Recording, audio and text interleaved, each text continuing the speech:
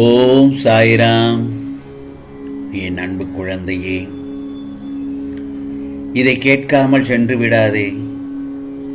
இது சாயப்பாவின் உத்தரவு. ஆம் செல்லமே. என் செல்ல பிள்ளையின் மனதில் ஏன் இவ்வளவு குழப்பம்? ஒரு இடத்தில் இப்படி நிலையில்லாமல் இருந்தால் எப்படி உன் வாழ்க்கையை நிம்மதியாக வாழ்வை? மனதில் இருக்கும் அனைத்து பிரச்சனைகளுக்கும் காரணம் நீதான். நல்லது கெட்டது என எல்லாவற்றையும் நீ குவித்து வைத்துள்ளாய். நல்ல நிகழ்வுகளை நீ மனதில் பதித்திருந்தால் பிரச்சனைக்கு என்பது ஆரம்பமே இருக்காது, பிரச்சனைகளே கிடையாது. ஆனால் நீயோ எதிர்மறை நிகழ்வுகளை மனதில் பதித்து பதித்து வைத்து கொண்டிருக்கிறாய். அதுதான் உன் எண்ணங்களையும் பாதிக்கிறது. இந்த சாயப்பா சொல்வது சரிதானே? இன்னொன்று சொல்கிறேன், மறக்க வேண்டும் என ஒரு சில விஷயங்கள் இருக்கிறது. வாழ்க்கையில் ஒரு சில விஷயங்களை மறந்துதான் ஆக வேண்டும். அதுதான் உன் நிம்மதிக்கு நல்லது. இப்படி சஞ்சலம் அடைந்திருப்பதால் தான் உன் குறிக்கோளில் நீ பயணிக்க தடுமாறுகிறாய். தெரிந்தோ தெரியாமலோ மனித உள்ளங்கள் செய்யும் தவறு, அதற்கு அவர்கள் சில நிகழ்வுகளை சந்தித்துதான் ஆக வேண்டும். அதற்காக பயந்து உன் வெற்றியை நோக்கி உனக்கான குறிக்கோளிலிருந்து பயந்து தடுமாறுகிறாயா? வழி என்றவுடன் இந்த சாயப்பாவின் நாமத்தை உச்சரித்து சொல்லி வழியை தாண்டி வருகிறாய். அதே போலத்தான் உன் சஞ்சலமான நிலையும் உன் நிம்மதிக்கு தரும் வழிதானே. அதில் என் பெயரை சொல்ல உன் நாவு வரவில்லை. துன்பத்தைக் கண்டு எவ்வளவு தூரம்தான் ஓடுவாய்? நானும் பார்த்து கொண்டுதான் இருக்கிறேன் என் செல்ல பிள்ளையை. துன்பத்தை கண்டவுடன் பயந்து ஓடிக்கொண்டிருக்கிறாய். ஒரு நாள் ஒரு இடத்தில் நின்றுதான் ஆக வேண்டும். அந்த தருணத்தில் அது உன் கழுத்தை நெரிக்கும் போது திணறுவாய். அதற்காக முதலிலேயே அதை எதிர்த்து நின்று போராடு. அதைத்தான் இந்த சாயப்பா சொல்கிறேன். விடாமுயற்சியுடன் கடின உழைப்பில் போராடு. அந்த தருணத்தில் நான் உன் பக்கம் இருப்பேன். பிறகு நீ ஜெயித்து நிறைவாய் வாழும் கட்டம் வந்துவிடும். ஆம் செல்லமே, உன் பாதையில் உன் சாயப்பா உனக்காக துணை நிற்க மாட்டேனா என்ன? உன்னில் குற்றம் என்ற சொல் வராமல் நான் பார்த்து கொள்கிறேன். மாயை, விதி போன்ற சூழல்களால் தான் உன் மனம் சில ரணத்தை சந்தித்து கொண்டிருக்கிறது. விரைவில் அவற்றையெல்லாம் சரி செய்வேன்.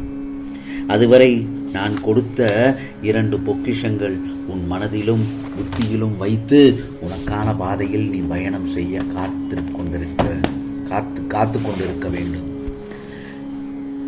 என் துணை உனக்கு என்றும் உண்டு. சில நேரம் என் குழந்தையின் நலனுக்காக வழியுடன் நடக்க வைப்பதே தீர்மானமான சூழலாக அமைகிறது. 2 பொக்கிஷங்கள் என்னென்று தெரியவில்லையா? சற்று யோசித்துப்பார். இந்த சாயப்பா பலமுறை உன்னிடம் கூறியிருக்கிறேன். அந்த 2 பொக்கிஷங்கள் என்ன தெரியுமா? நம்பிக்கை, பொறுமை. இந்த நம்பிக்கை, பொறுமை இரண்டும் என் செல்ல பிள்ளைக்கு பொக்கிஷமாக நான் அளிக்கும் பரிசுதான். அதை வாங்கி பத்திரமாக வைத்துக்கொள். மனதிலும் புத்தியிலும் வைத்து உனக்கான பாதையில் நீ பயணம் செய்ய காத்திரு. அதை நீ 2 பொக்கிஷத்தை நீ பயன்படுத்தி சரியான இடத்தில் பயன்படுத்தினால் உன் வாழ்க்கை சந்தோஷமாக பூத்து குலுங்கும் நந்தவனமாக மாறிவிடும். யாருக்கும் பயப்பட தேவையில்லை. எந்த தருணத்திலும் நம்பிக்கை இருந்தால் நீ வாழ்க்கையில் ஜெயித்து விடுவாய். அதே நேரத்தில் போராட்டங்கள், கஷ்டங்கள் வரும் சமயத்தில் பொறுமையை கடைபிடித்தால் நீ வாழ்க்கையை வென்று விடலாம். இதைத்தான் பொக்கிஷம் என்று உன் சாயப்பா உன்னிடத்தில் சொல்லியிருக்கிறேன். நீ உன் கண்ணில் பார்க்கும் அனைத்துமாய் அகிலத்தின் ரூபமாய் இந்த சாயப்பா நிச்சயமாக உனக்கு துணையாக இருப்பேன். பிறகு நீ ஜெயமாக நல்ல ஆரோக்கியத்துடன் எல்லா செல்வ வளங்களை பெற்று சீரும் சிறப்புமாய் நல்ல பெயருடன் மகிழ்ச்சியான வாழ்க்கையை பெறுவாய். உனக்கு கிடைத்துள்ள இந்த மனித பிறவியினை மகிழ்ச்சியாகவும் சந்தோஷமாகவும் துயர்கள் இன்றி வாழ்வதற்கு நான் 3 வழிகள் சொல்கிறேன், கேள். 1. இறைவனிடம் சரணாகதி